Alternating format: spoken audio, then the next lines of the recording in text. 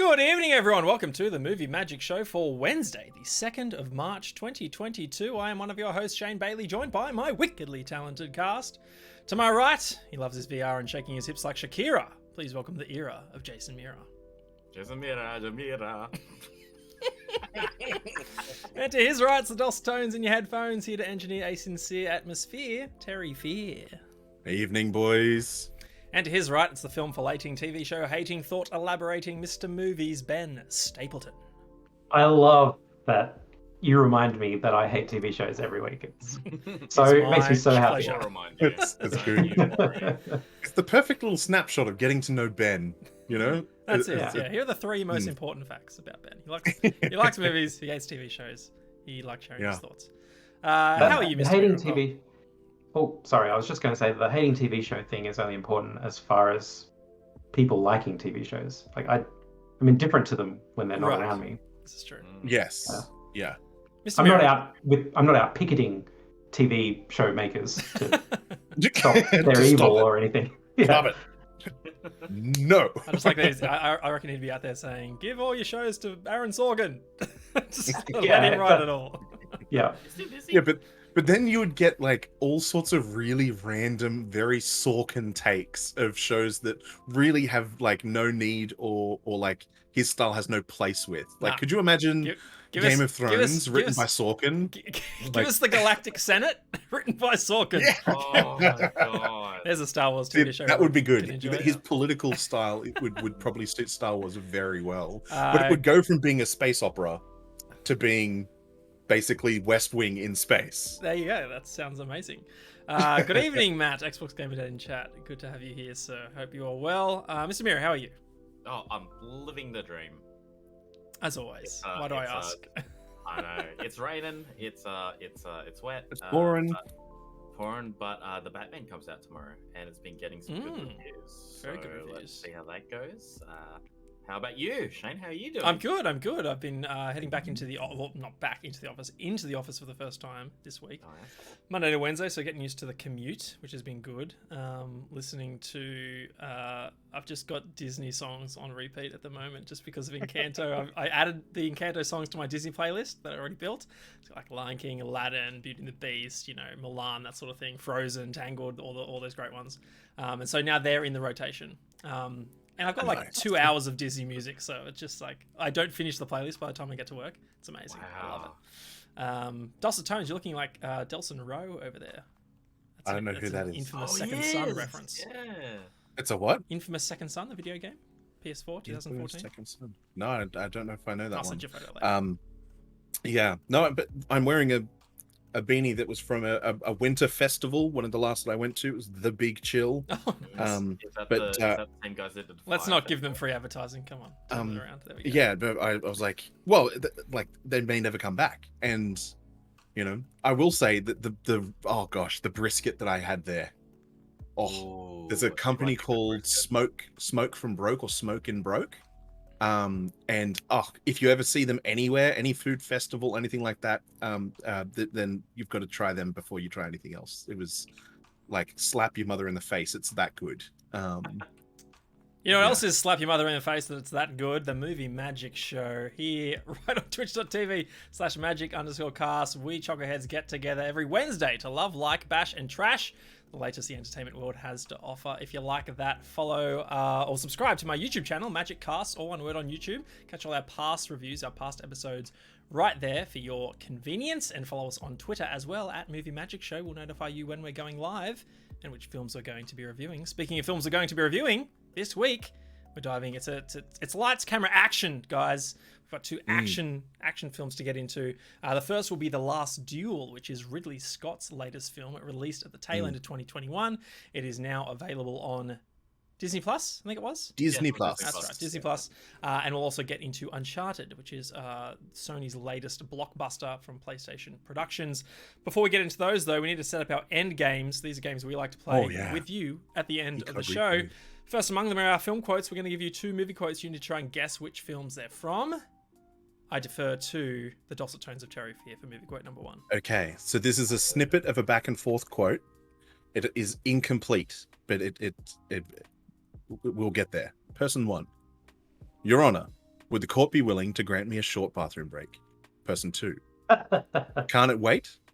Person 1. Oh, I know this. Yes, it can. Yes, it But I've can. heard that if you hold it, you could damage the prostate gland, making it difficult to get an erection or even become aroused. That is the quote. I've left off the rest. I've left off the rest. I think I know it, but I 100% know it. Good. I thought that of the people that were here, that Mira would get it first, Jason, Ben would get it second, and Shane would likely get it eventually. okay. Right. So far, Let me take the first good. stab at the end of the show. I don't want to get in any arguments, but I got it first. did you though? I didn't have the feel like I you got it first. I had the cameras off while I was reading it from Twitch. Oh, good. Sorry, from Discord, so I didn't see. Sorry, Ben. I had it at bathroom break. Oh, nice. Anyway, movie quote number 2, courtesy of yours truly. I don't know why I thought of this movie, but it entered my head the other day, and I'm like, okay, I need to get a quote from this film. And now I've been waiting to share this quote because I think it's hilarious. And there's a second quote that I'll get to if we need it. But here's a quote. Movie quote number 2. You don't put a playground next to a bar. That's entrapment. That's funny quote. I know that from somewhere. Hey, That Jim is a- Beans, how are you? You don't put a playground next to a bar. That's entrapment. You're going to sing a Disney song, by the way, Shane? Oh, am I? Is there something there that you're fundraising and you'll sing? Oh, right. I was gonna do a fundraising thing on stream the other day, but no, I'm not. So, I'll get rid of that Nightbot command. My mistake. I forgot to disable that. I got rid of everything else. Anyway, I was gonna make you sing "You're Welcome," but all right. what was I going to say? Those are the 2 film quotes. The other game we like to play is 6 Degrees. We're going to give you 2 actors. You need to try and link them via films they have starred alongside other actors in. Mr. Mira, hit us. We are going to be linking Leonardo DiCaprio to Johnny Depp. So Nice. you sent this to me earlier today, and I was on the train home, and in my head I was like, "Oh, this is gonna be easy. 2 Degrees. Let's do it." And then all the Johnny Depp films fell out of my head. I was like, "Okay, Pirates." Right. All the other pirates. Yeah. Yeah. Anyway, Yeah. so those are the end games. We'll play those and give you solutions at the end of the show. Before we get to the end of the show, let's get to the start of the show with our first review. It's going to be of The Last Duel, which is a 2021 historical action drama film directed by Ridley Scott from a screenplay by Nicole Holfkner, Ben Affleck, and Matt Damon, based on the 2004 book The Last Duel, a true story of trial by combat in medieval France by Eric Jaeger. Set in medieval France, the film stars Matt Damon as Jean de Carouge, a knight who challenges his former friend, Squire Jacques Legris, played by Adam Driver, to a judicial duel after Jean's wife, Marguerite, played by Jodie Comer, accuses Jacques of a heinous crime. The events leading up to the duel are divided into 3 distinct chapters, reflecting the contradictory perspectives of the 3 main characters. Affleck also stars in a supporting role as Count Pierre Delenconcion. An adaptation of Jaeger's book was first announced in 2015 that was not officially greenlit until July 2019. Affleck and Damon were confirmed as stars and co-writers that month, with Comer and Driver joining the cast later that year. Filming took place in France and Ireland from February to October 2020, with a hiatus of several months due to the COVID-19 pandemic. The Last Duel had its world premiere at the Venice Film Festival in September of last year and was theatrically released the following month.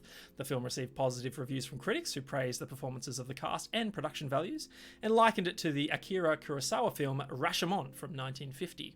It was selected by the National Board of Review as, one of the top 10 films of 2021. However, it bombed at the box office, grossing only $30.6 million against a production budget of $100 million. Audiences loved this one, with 123,000 users granting it an average IMDb rating of 7.4, and critics were pretty high on it too, with the film earning a Metascore of 67. Gentlemen, for the right to go first. I have to guess first before This is true. Jace to avoid controversy. I'm going to say 71. Oh, I was literally going to say 71. 64. I'm gonna say 71. Okay, well I'll go 71. No, but then do we have to fight to the death, Garouge style? What are you I'll say saying? 75. 75. Price is Right rules. Jason Muir is correct. Certified fresh at 85%. Great. Oh, right. Chef kiss. high. Wow, Indeed. Oh, nice. this is gonna be awkward. Yeah, because Jason Muir hasn't seen it. Oh, And so, if people who've boy. seen it, I'm the next closest, right? let me This go is first. true. This is true. Alrighty. Let Terry go first. Terry, Okay. to you, sir. You've I seen will this one, take us unlike away. Jason. This is hilarious. Um, I won though. So Ridley I am Scott happy. needs no introduction. That's super Obviously, funny. prolific filmmaker. Yeah. What did you think of his latest cinematic effort? I'm kind of glad that I didn't get to see this in one sitting, because between each, I had to watch this over the course of about 3 or 4 days because I just kept getting interrupted from the screening, because I started watching it after we had moved down here to Canberra, and so there was like all sorts of stuff happening that kind of took me away from the viewing. And I'm kind of glad that happened, because there's a lot going on, and you're getting the same timeline from the 3 different perspectives, and so I had plenty to dwell on between snippets of viewing. I watched most of the first perspective in one sitting, all of the second perspective in a second sitting, and then the last perspective in 2 kind of 50-50 splits. And it kind of helped me to cope with the content as well. It's kind of full on. We're talking about a snapshot of history where women are basically viewed as chattel property, especially if you're from a noble family. If you're attached, as these guys were, as squires, they're not themselves nobility yet, but they kind of are related to people that are a part of the noble courts, without necessarily being a part of like the royal line or anything like that. And it was common for like women to be used as negotiation tools to solidify alliances between men. And so there was like the context of this film needs to state that, like, this is obviously a time where women are not valued as equal citizens before the law. And like that in and of itself can be a little bit confronting when like you've got someone negotiating with the father of Marguerite, and even though he really is attracted to Marguerite, he wants to stick it to her dad more than he wants to stick it to her, so to speak. If you'll allow the innuendo. He's more inclined to kind of extract a pound of flesh from her father, because he sided against the crown in this war between France and England. He's known as a traitor. Yeah, his reputation is but he's cactus. capitulated, so he's back in the fold, exactly. or whatever. Yeah, they let him get away with it or whatever. Yeah, they essentially extended him amnesty for siding on the wrong side, because he kind of came back. And his daughter is a prize. He's got plenty of properties, and this guy takes it. And it's just interesting to kind of see that unfold.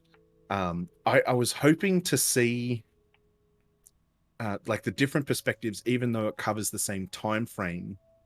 There's only a really small number of instances where you're seeing the 3 characters all together in the same place, and there are really subtle differences between their perspectives. But Ridley Scott didn't do what I thought he was going to do, similar to oh gosh, is it called Hero, the Jet Li movie, Hero, where you've got the different perspectives and there's a different color, and those perspectives have different unfolding of the same events. This is a little bit different to that. You have the same unfolding of the events. There's just different emphasis, and you're also seeing different content, because like from Jean de Rouge's perspective, he goes away and comes back, and when he comes back, his wife drops this bombshell that she had been accosted by what was on Driver's Legree. I just remember Jack and John. Yeah, Jacques and Jean. The Legree character had accosted his wife in his absence, and from his perspective, you don't see that event at all. There's no kind of like clues or hints that that's kind of coming until it happened. Well, I mean, there's some. You see the way that he looks at his misses and stuff like that, but the context clues are there, even if there's not necessarily like a very overt flash to what's happening with his wife while he's in Paris. It's like he's off in Paris, you see him come back, and then she says what happened. And then from the other two perspectives, you see those events unfold. But again, from those two different perspectives. And I thought it was interesting because I thought that it might have been a good opportunity to explore this fallacy that humans have when they try to remember stuff. Different people kind of pull on different threads of detail when they recount a story. And I thought that when he had come back from kind of giving Ben Affleck's character a piece of his mind about him not getting the position that his father had vacated and Legree being awarded that position, he comes back and he kind of says, well, you know, I feel like I presented myself well, but you don't actually see his perspective until you see it from Adam Driver's Legree's perspective. And he's like, I think he did a pretty good job of communicating himself, but he obviously made a bit of an ass of himself. He was a bit of a buffoon.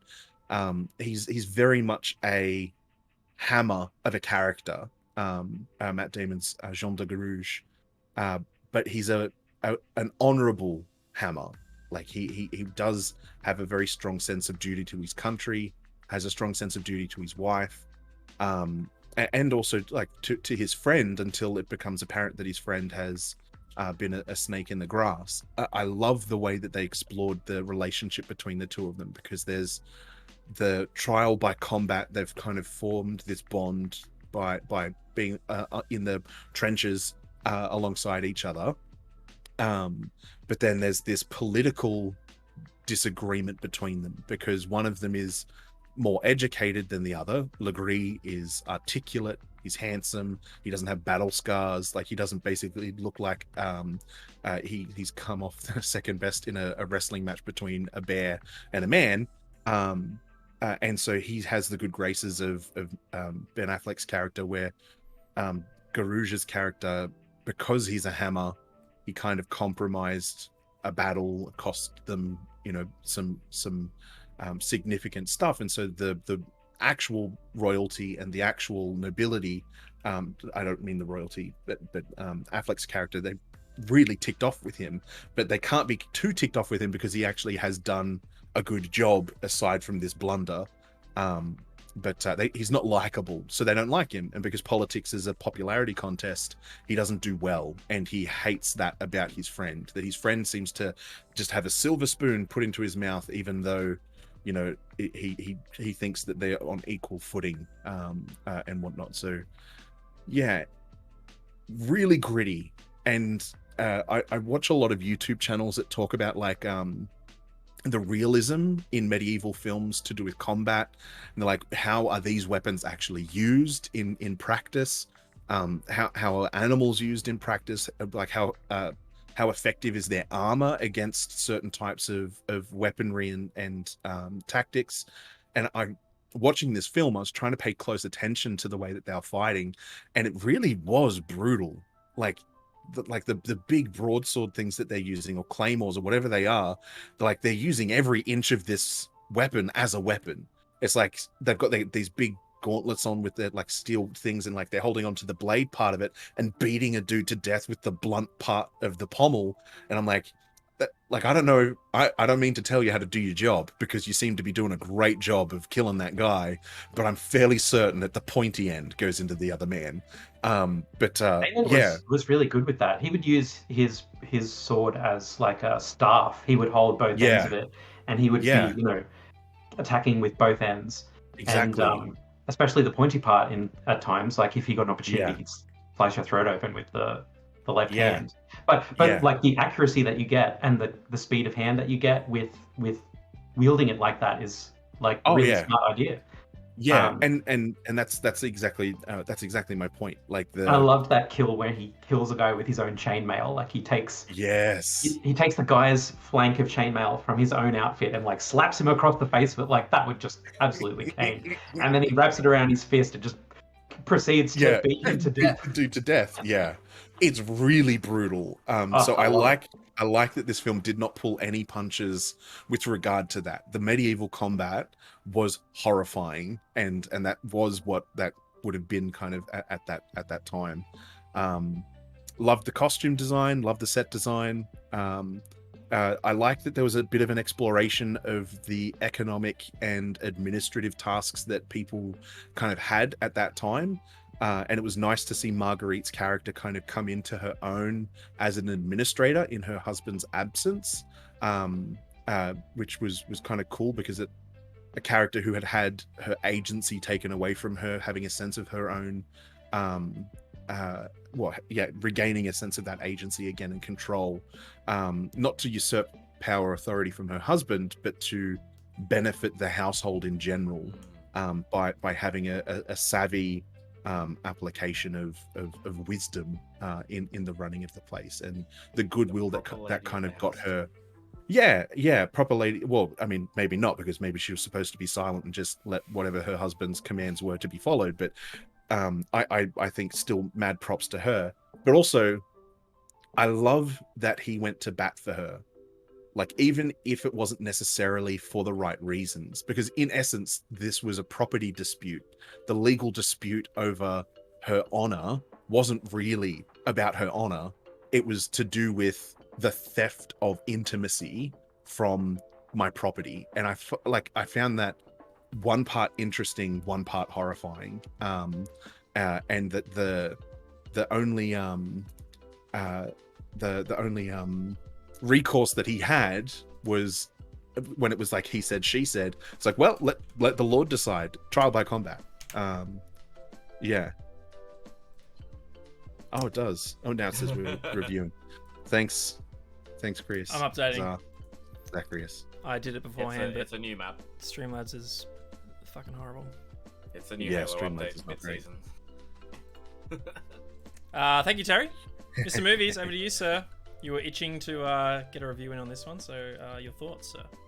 I quite liked it, despite the movie shooting both its feet off with its structure. Like, I really do recognize the whole show something interesting and then show 5 years earlier and show me how we get to this interesting point as like a real flaw in the structure of a film. Like, I don't respect it. And there might be some that could come up with an argument. Like, I'm open to change with that idea, but for the moment I see that and I'm like, eyes roll. Like especially the Rick and Morty episode. It's like, you want to flashback to 5 minutes earlier when you were alive? And this guy's telling that, never mind.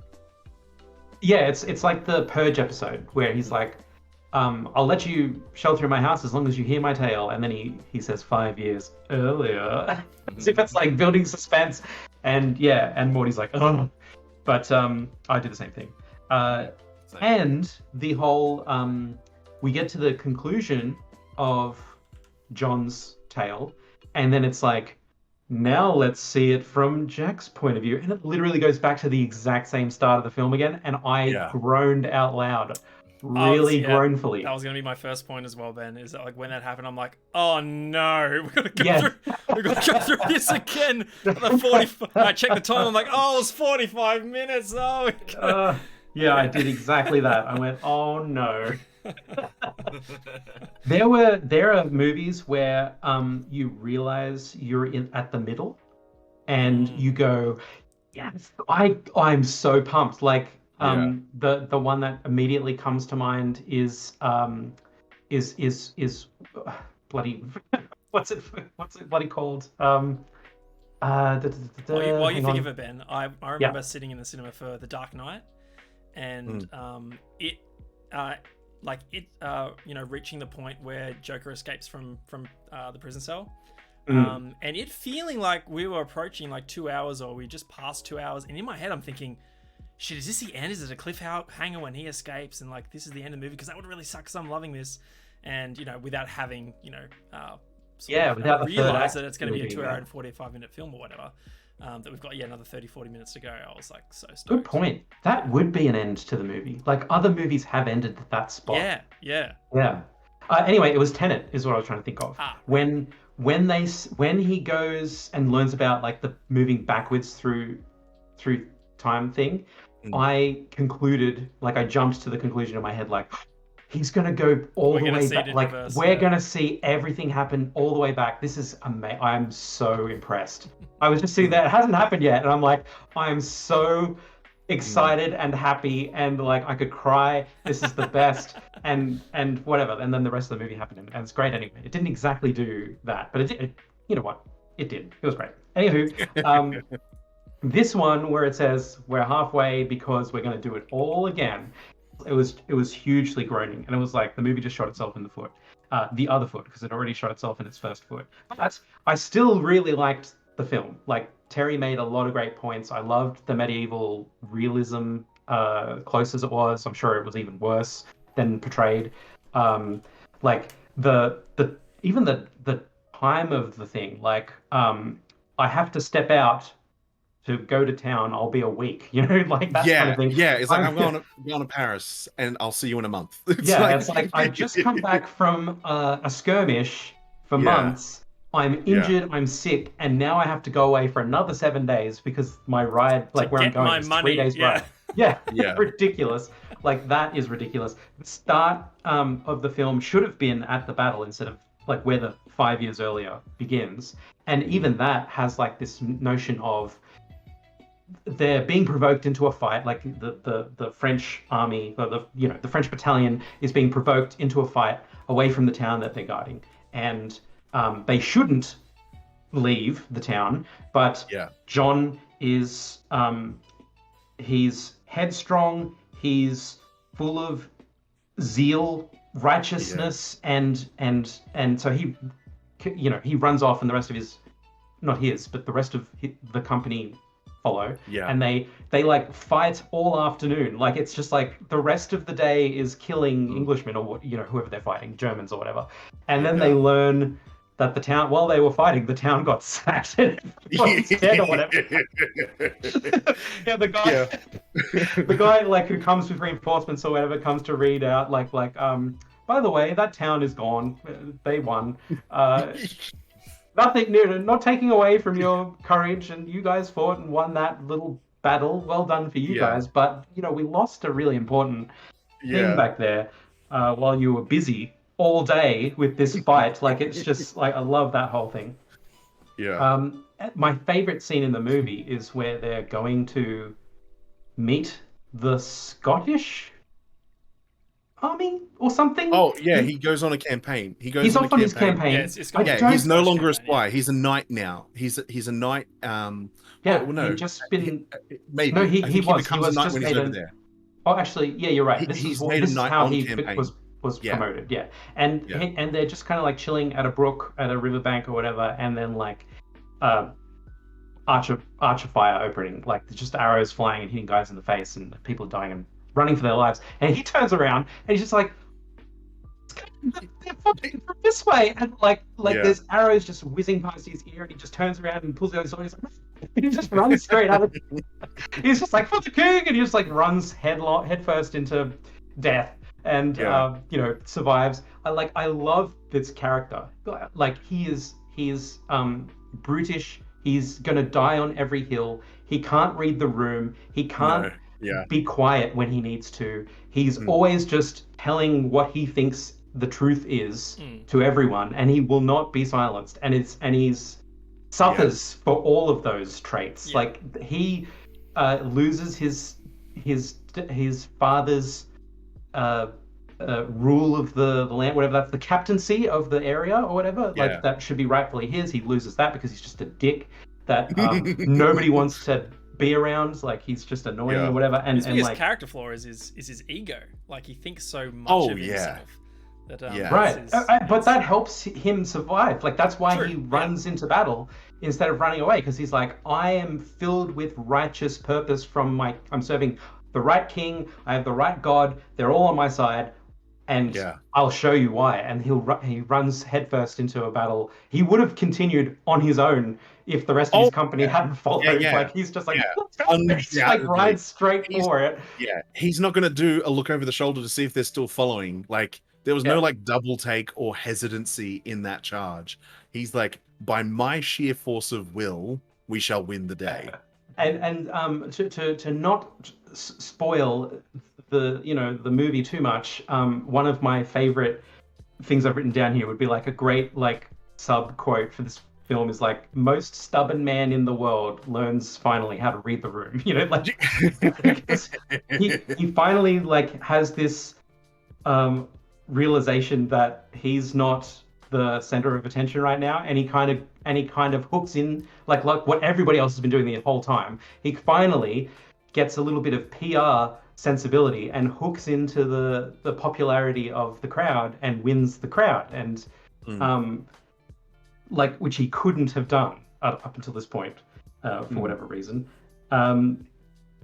So the other thing I thought was an interesting point was the idea that the best course of action if you are sexually assaulted, if you're Gilbert Graped, is to just shut up about it. I read Gilbert Grape in the chat earlier, Jason. That's why I said that. Is that the thing people say? It is now. I'm sure that didn't happen in that film. Like the whole like just acting just like her husband, like doing the right thing at all costs kind of deal. Like the whole second half of this movie is about the fact that that speaking up against a wrong or whatever is just too difficult to be worthwhile. Like it's just ridiculous the lengths you have to go to win the right versus wrong battle. Like it becomes less of a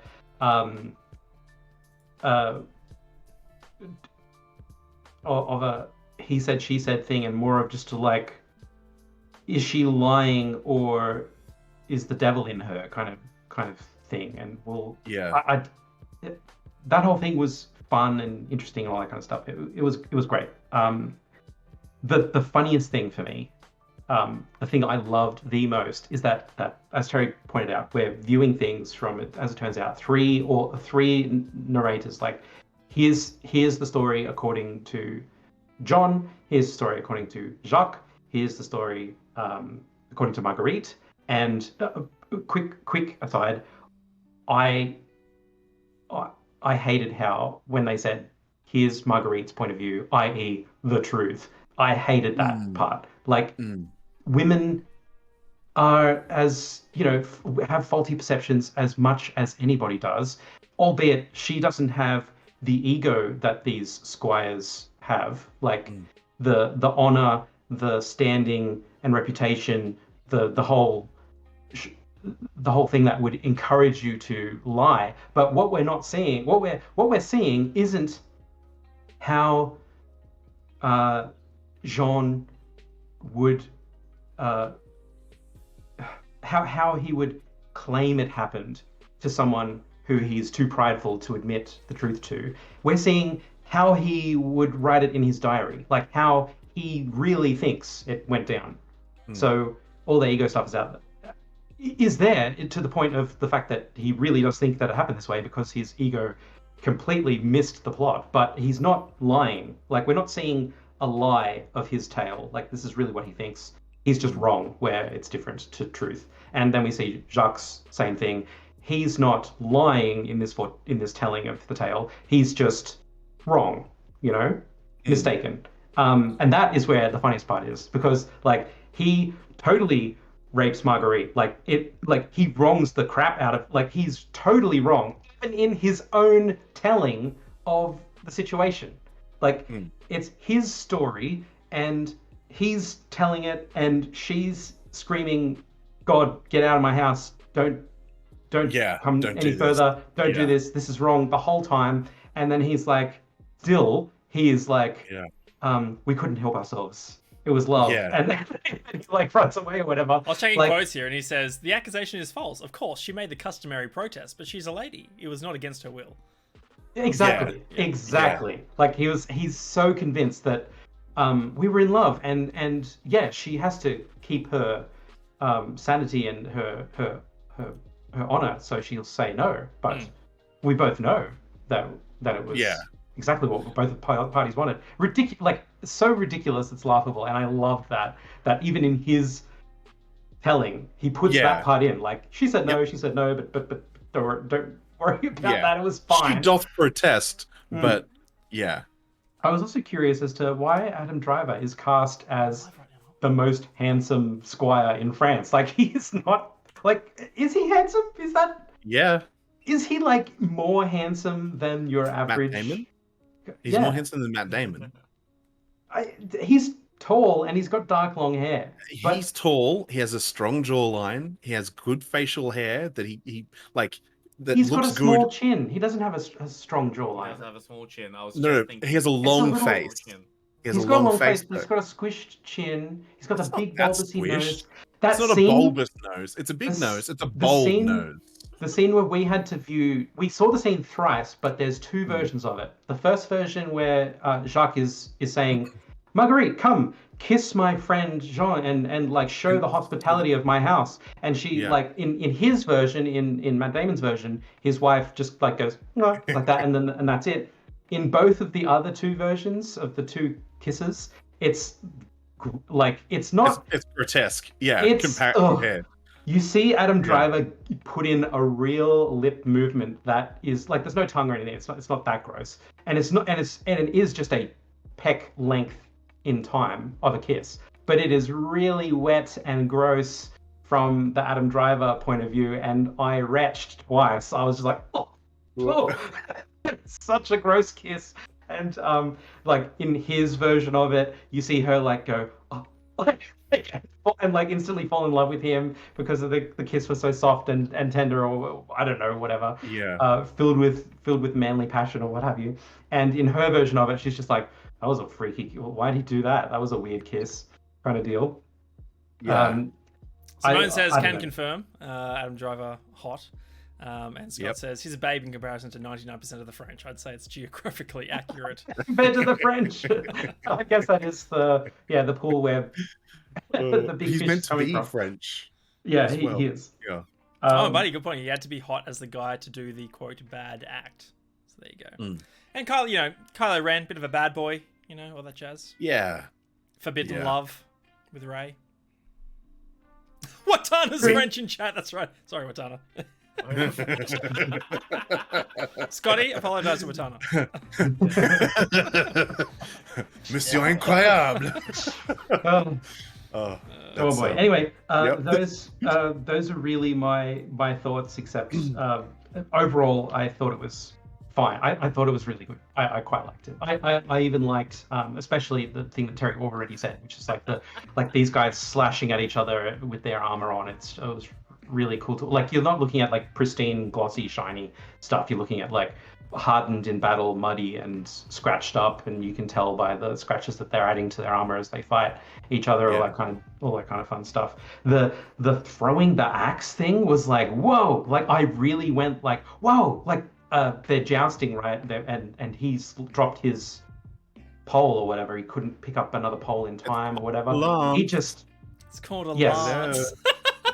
His pole. Good throwback. And so he literally whips this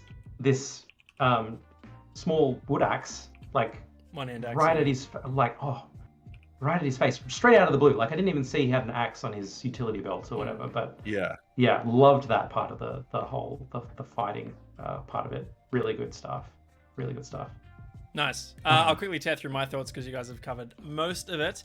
I really enjoyed this one, Jason. If we're going to do the rating system, I'd say don't miss it. This is a great film. I really enjoyed it. To Ben's point, I completely agree. Got to that 45-minute mark, and then the film's like, and here we go again from this perspective. I'm like, oh no!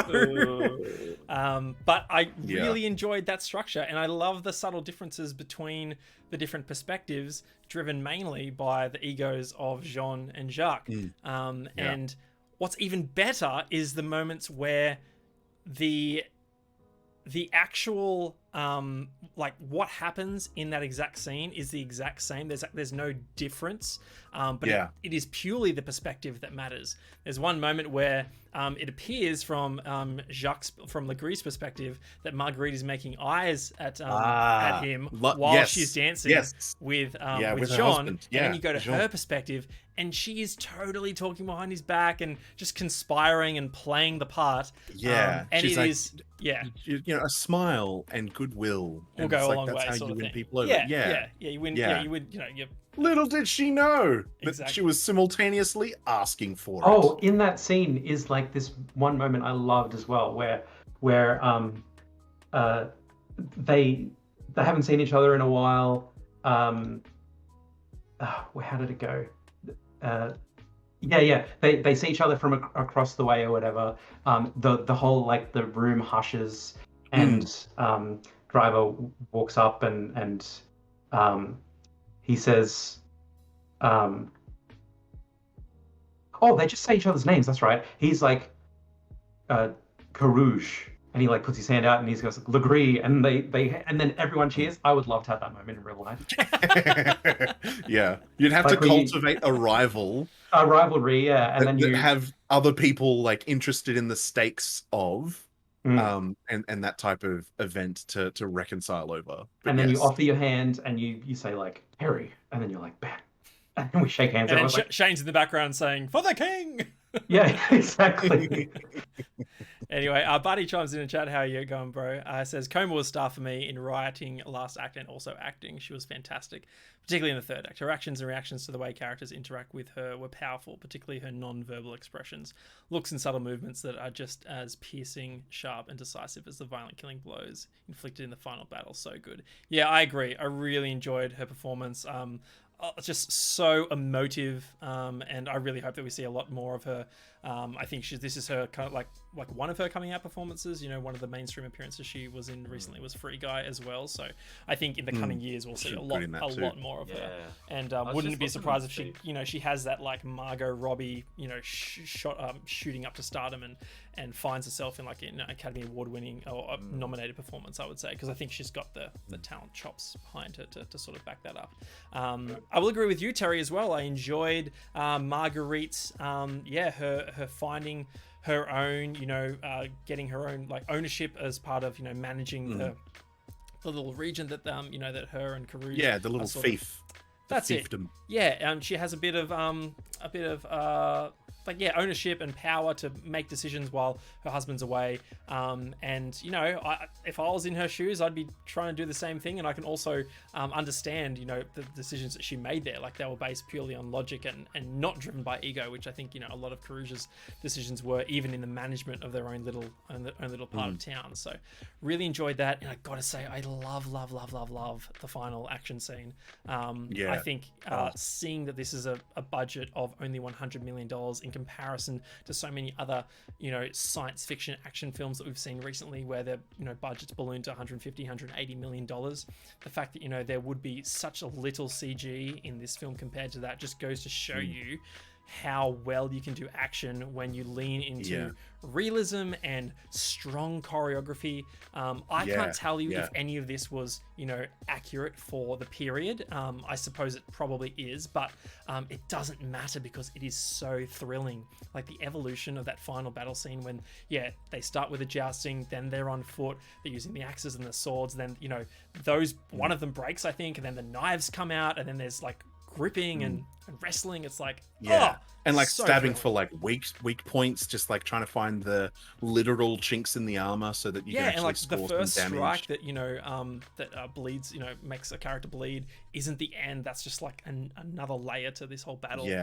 Oh man, really I thrilling. thought that it was daggers too, but it turns out I think it was just the point of one of the lances. It was just he found like the tip and used that as a I swear And was Ridley using pulled out that. something from his breast, like there was a like a long dagger on his breastplate or something like that. I could have sworn it happened, but anyway, I'm not sure. It might be. Oh, Regardless. you might be right, but I did see him I see him hold the thing as well. Maybe he dropped the knife and got that as well. Yeah. Yeah. Regardless, gritty, fantastic. Like 100% recommend this film.